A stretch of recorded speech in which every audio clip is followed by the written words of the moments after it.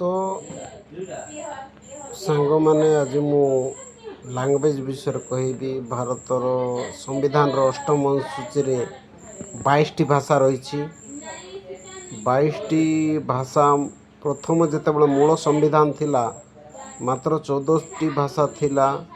ତାପରେ ସମୟକ୍ରମରେ ଆଡ଼୍ ହେଇଛି ଆହୁରି ପ୍ରାୟ 14 ମାନେ 6 + 2 8ଟି ଭାଷା ପରବର୍ତ୍ତୀ ସମୟରେ ଲାଗିଛି।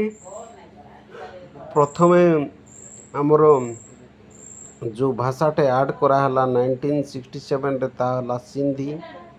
ତାପରେ ପରବର୍ତ୍ତୀ ସମୟରେ କୋଙ୍କଣୀ,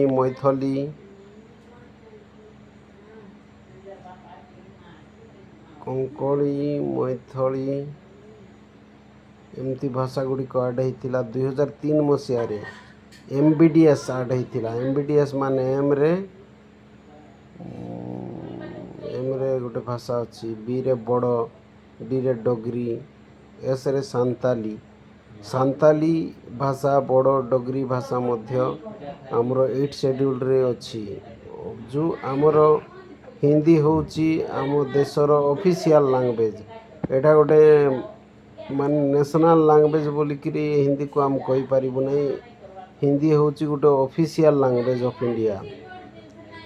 ତ ହିନ୍ଦୀ ଭାରତ ହେଉଛି ଗୋଟିଏ ବିଭିନ୍ନ ବହୁ ଭାଷାର ଦେଶ ହେଇଥିବାରୁ ହିନ୍ଦୀକୁ ଭାରତ ଦେଶରେ ମାନେ ଫୋର୍ସଫୁଲି ଲଗାଯାଇ ପାରିବ ନାହିଁ। ତେଣୁ ସମ୍ବିଧାନ ଯେତେବେଳେ ହେଇଥିଲା ସେହି ସମୟରେ ହିନ୍ଦୀ ଭାଷାକୁ ମାନେ ଫୋର୍ସଫୁଲି କେମିତି ଲଗାଯାଇ ପାରିବ ନାହିଁ। ଯେତେବେଳେ ଜଣେ ନିଜର ଭାଷାଗତ ତା'ର ସ୍ୱାଧୀନତା ଅଛି, ତା'ର ମାନେ ଭାଷା କହିବାର ସ୍ୱାଧୀନତା ଅଛି, ତା'ର ମାତୃଭାଷାର ଅଧିକାର ରହିଛି। ତ ସେଇ ଉପରେ ଡିସ୍କସନ୍ ହେଇଥିଲା।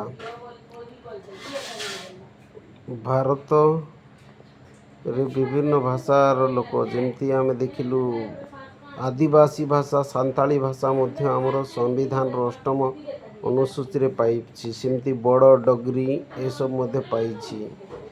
ସମ୍ବିଧାନ ଯେତେବେଳେ ହେଇଥିଲା 14ଟି ଭାଷା ଥିଲା। So we can say that there are 22 constitutionally accredited language in India.